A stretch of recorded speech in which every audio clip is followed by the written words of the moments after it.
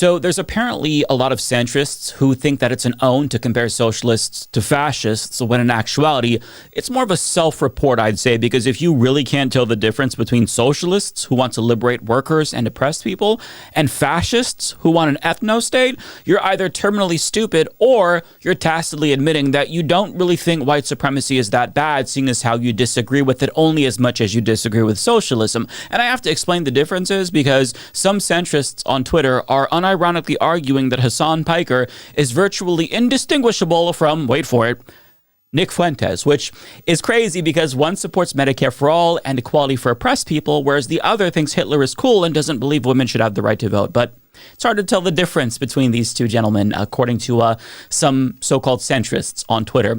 But I want to take some time to dissect the bullshit here because this is very clearly a pathetic attempt to push a political agenda. And the people who are trying to perpetuate these smears against Hasan, they're not saying what they actually want to say. So let's jump into it. As this Mediaite headline by Alex Griffin puts it, House Democrat goes off on Michigan Senate candidate's rally with Hasan Piker. And he writes, Representative Brad Schneider pulled no punches this week following a report in Politico Playbook about how Michigan Democratic Senate candidate Abdul El-Sayed is planning a rally featuring Twitch streamer Hasan Piker. Piker has long stoked controversy for his past statements, including saying that the U.S. deserved the 9/11 terror attacks that killed nearly 3,000 Americans. More recently, Piker raised eyebrows with his trips to China and Cuba, during which he praised the ruthless communist dictatorships in power in both. Now, let me just pause right there and say that I think that Alex is being a wee bit uncharitable in his yas queening of Brad Schneider, because with regard to Cuba, Hasan went there as part of a convoy to deliver much needed aid since our fascist government is starving the people of Cuba with an oil blockade. Furthermore, praising elements of a country like Cuba's healthcare system or China's technology in high-speed rail doesn't mean that you endorse every single element of that government. Just like me praising America for its First Amendment and really good movies and television shows doesn't mean that I endorse every element about our fascist imperialist government. See, learning from other countries is good, actually. But rather than stealing ideas from fascist countries like Hungary, where Republicans got their Don't Say Gay laws from, maybe, we take some good ideas from other countries like Cuban healthcare or high-speed rail in China, right? Like it's not that controversial. So, to frame Hasan's trips to these countries as nefarious is extremely fucking disingenuous and dumb. And David Dole put out an entire video that I'm going to link to you down below, where he sheds light on just how silly the hysteria is over Hasan's recent trip to Cuba.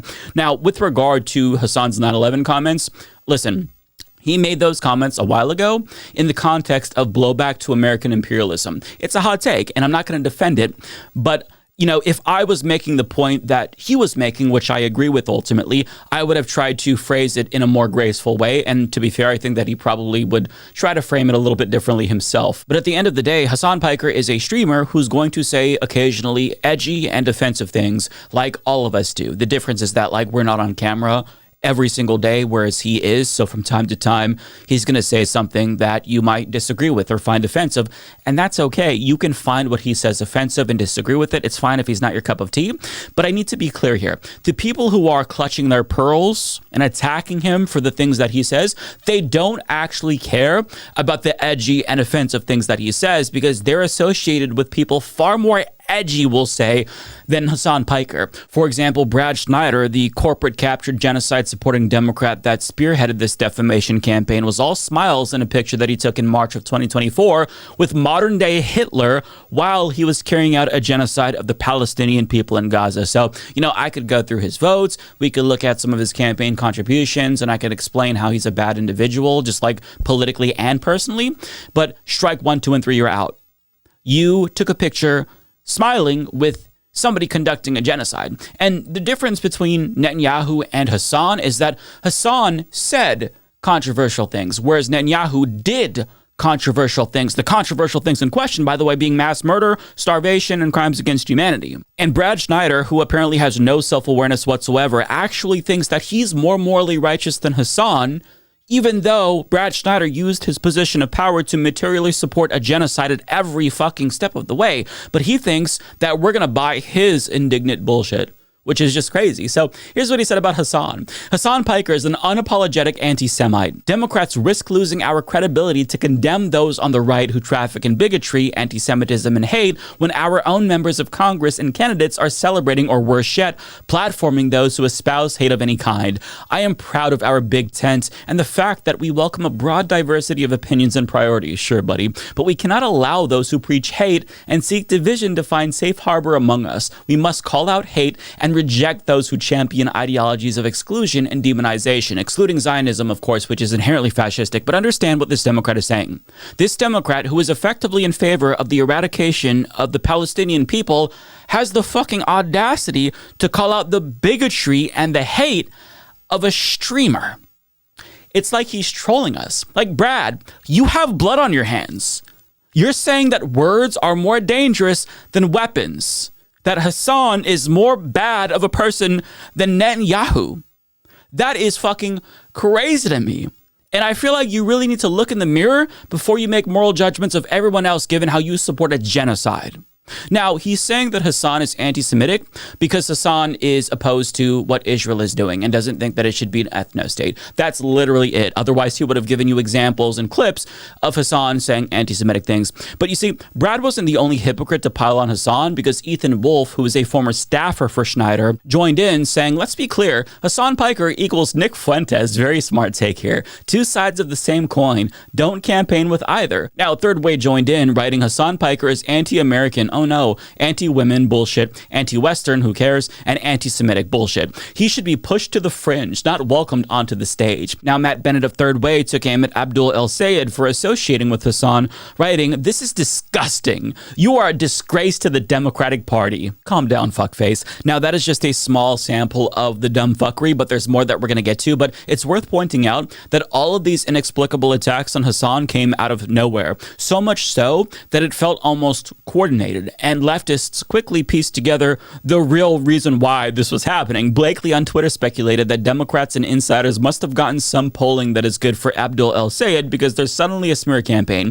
And they were proven right just hours later, because sure enough, a new poll dropped that showed that Abdul El-Sayed jumped from third place to second place, surpassing Haley Stevens, who is the centrist darling and preferred candidate of genocide supporters. In other words, they probably got wind of the poll, panicked, and told everybody in their group chats to pounce on El-Sayed immediately, because he's only going to get more popular if the biggest left-wing streamer goes out to stump for him.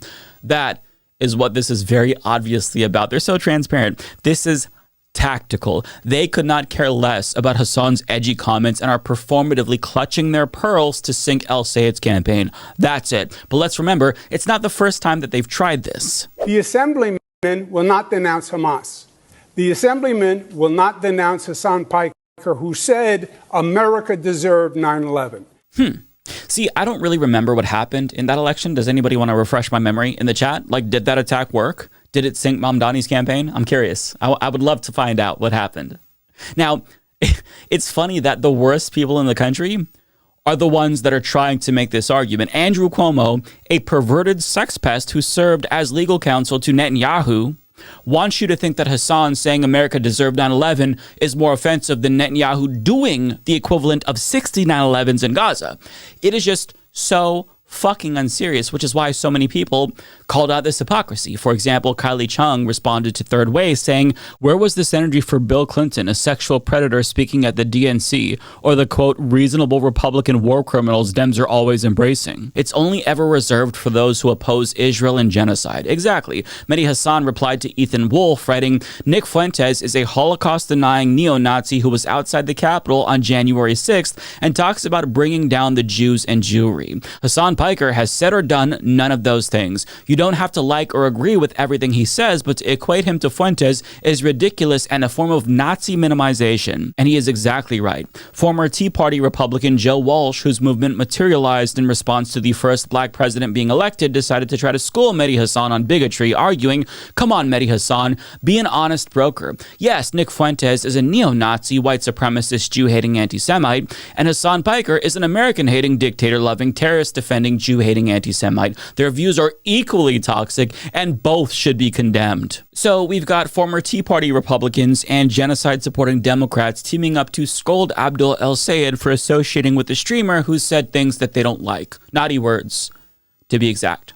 Like, you can't make this shit up. And it's funny because the centrist Democrats, who often claim that the party doesn't have a policy problem and more of a messaging problem, they also argue that it would be very useful to have a left-wing equivalent of Joe Rogan to help Democrats get the message out. And now they have that in Hasan Piker, but those same people are teaming up with Republicans to attack one of the most popular figures who can help Democrats reach more people. It's crazy. Like, and if it seems like a self-defeating strategy, you have to understand liberals hate socialists more than fascists. That is not hyperbole. They are much closer to Nick Fuentes ideologically than they are Hasan Piker, even if they would never admit that, because Nick Fuentes supports Hitler, who committed the Holocaust, and they support the modern-day equivalent of Hitler, who's committing a modern-day Holocaust in Gaza. So they view Hasan as a threat specifically because he is challenging the narrative that they're selling to the American people. And it's not just about Israel and Palestine, to be clear. It's also about capital as well. These people are in full agreement with right-wingers about capitalism being the best economic system humanity ever devised because they're also very wealthy and they have more class solidarity with rich Republicans than they do with working-class leftists, which is why they're willing to tar and feather one of the most effective communicators on the left while propping up duds like Olivia Giuliana through organizations like Chorus, who are going to parrot their talking points without question and never ever challenge the status quo. But the reason why they're resorting to outright defamation against Hasan is because they'll never be able to beat him on the substance. So their best bet is to get people to reject what he's saying out of the gate by convincing people that he's bad. And whenever they do try to engage on the substance, it just doesn't go well for them. Hence why they pretend like he's some demon who is a terrorist sympathizer and anti-Semite. But I just want to show you what I mean. So Newsmax, they had a dickhead who tried to run a hit piece on all of the heroes that went to Cuba to deliver aid, including Hasan, but it all fell apart when he was confronted with reality by Ryan Grimm, who also went there and challenged his bullshit. Just watch. Dropside News reporter Ryan Grimm also traveled to Cuba as well, reporting on all this. He's seen in this photo here. And Ryan joins us tonight, and it's good to have you back on the show. The Trump administration is trying to end a 70-year regime. It looks like these guys, along with you there, are trying to help it survive. Am I missing something?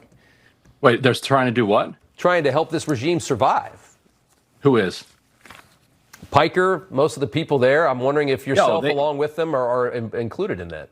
Yeah, the group that went along brought about 50 tons worth of medical supplies and solar panels. That's right. Medical supplies and solar panels, and a lot of sympathies for the regime that controls the country, I imagine. So let me try to help out your viewers a little bit here. All right. How do you feel about the fact that when Americans travel to a foreign country, in this case Cuba, they are told specifically a list of hotels that they are allowed to stay in another country? I went through it because when I went and stayed there, it was the same. I stayed in an Airbnb. I think if you have, if our country's trying to squeeze, our country's trying to. What do you think of that? I think our country's trying to end a regime that's been torturing people for a very long time, and they don't want to fund it. Well, they don't want us funding it by paying money to a communist-owned entity like a hotel. So if their system of government is so awful, why not just let it fail on its own? Why do we have to blockade them? And how do you think, they won't leave. They don't have elections. They won't leave power. How do you think the United States economy would do if we cut off fuel for 3 straight months? No fuel has basically gotten into Cuba since the Venezuela operation. Yeah, but I was there in 2019, Ryan, and it was still a horribly impoverished country.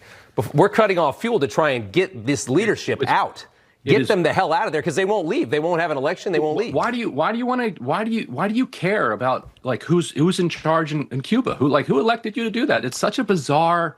Like there aren't enough problems in the United States here for you to worry about. Like, that's another side of it. Really, like I can't even get my mind to a place where I would think it's my call. Like who runs Cuba? Who runs Haiti? Who runs Mexico? Who runs Iraq? Who runs Iran? Like that's a fair Israel. That's a fair criticism. That's a fair criticism. But I mean, do you think it's better for? Do you want this regime to continue to run this country against the wishes of the people? It's not that up are to all me. impoverished. It's not up to me. I live in Washington D.C. I vote in Washington D.C. elections, and I vote in federal elections. Where do you live?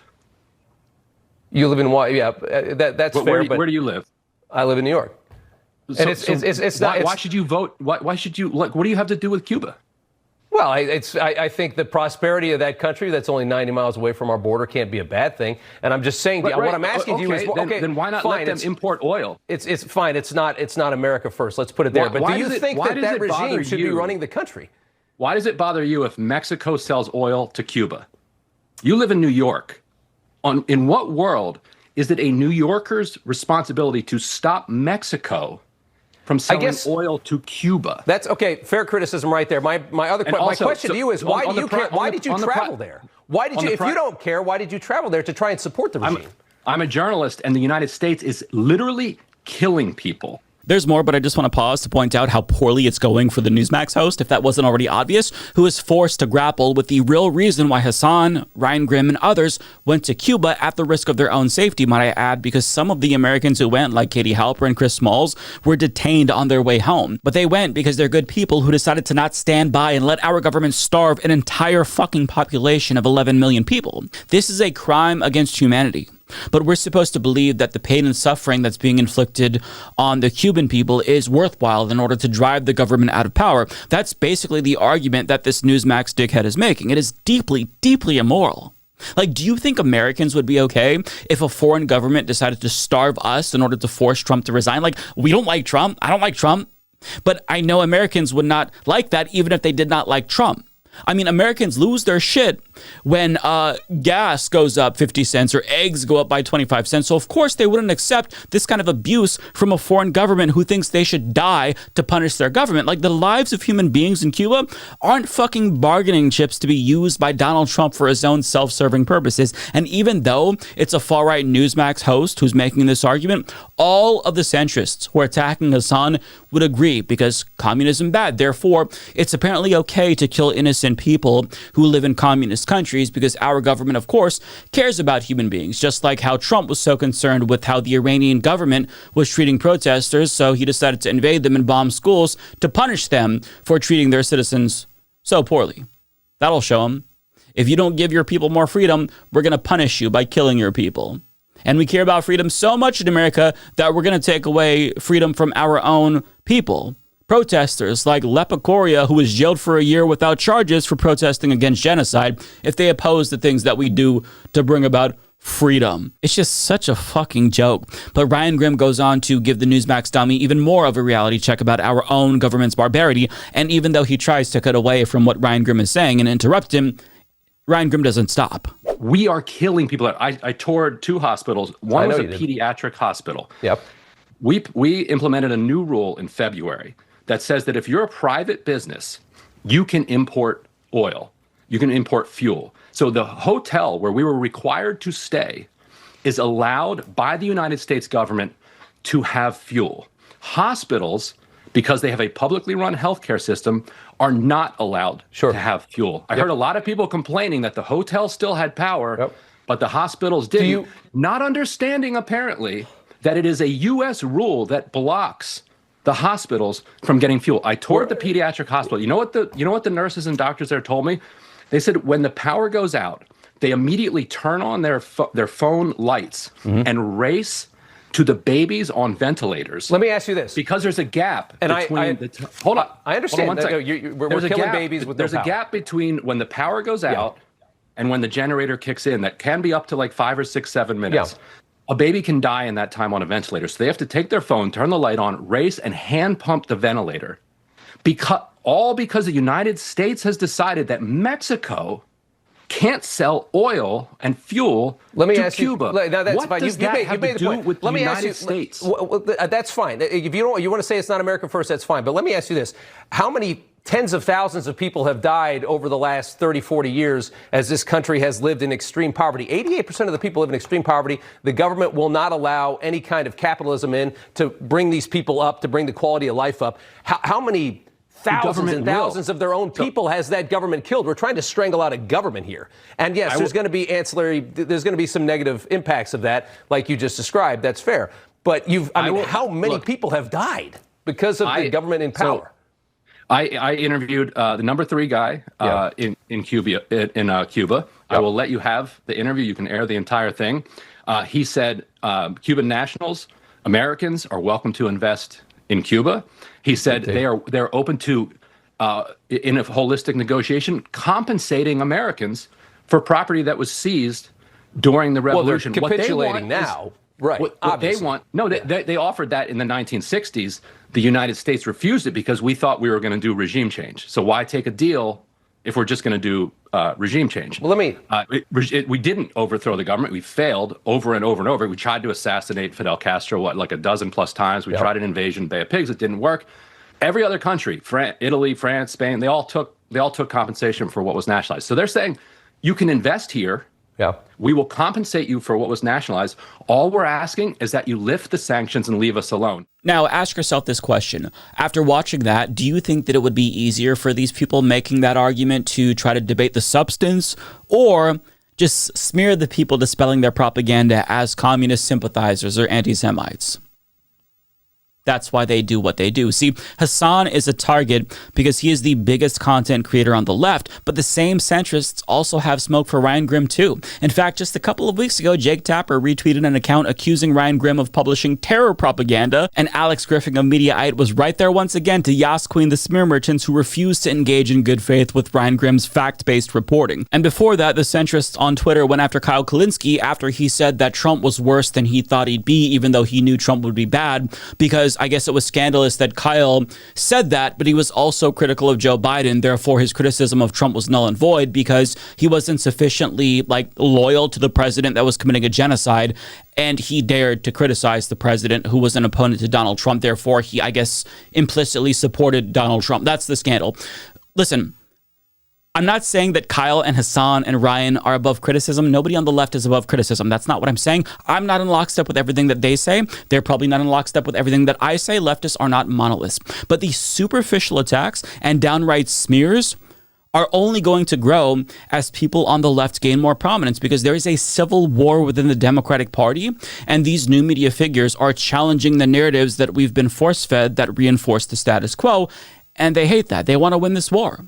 And to add insult to injury, leftist content creators, they're not just talking shit on the internet. They're using their newfangled influence to boost candidates that actually challenge the status quo within the Democratic Party, which is antithetical to everything that third way represents. Now, the reason why Hasan in particular is such a lightning rod, obviously, is because, let's face it, this is a brown man with a Muslim-sounding name, and Islamophobia is still socially acceptable in America. So it's very easy to get claims of terrorism to stick to him compared to his white counterparts with similar politics. And that really is the most ironic part about this entire kerfuffle, because the people in the center who are crying bigotry are some of the most bigoted fucking people in the country. But the good news is that nobody's buying their virtue signaling, and nobody will so long as they're supporting a genocide with their full chest. Every concern that they purport to have about hate and prejudice rings hollow because they're cool with the extermination of an entire group of people. And the fact that they're bending over backwards to slander Hasan speaks more to their desperation to save their dying breed of politics than their actual concern about his edgy fucking rhetoric.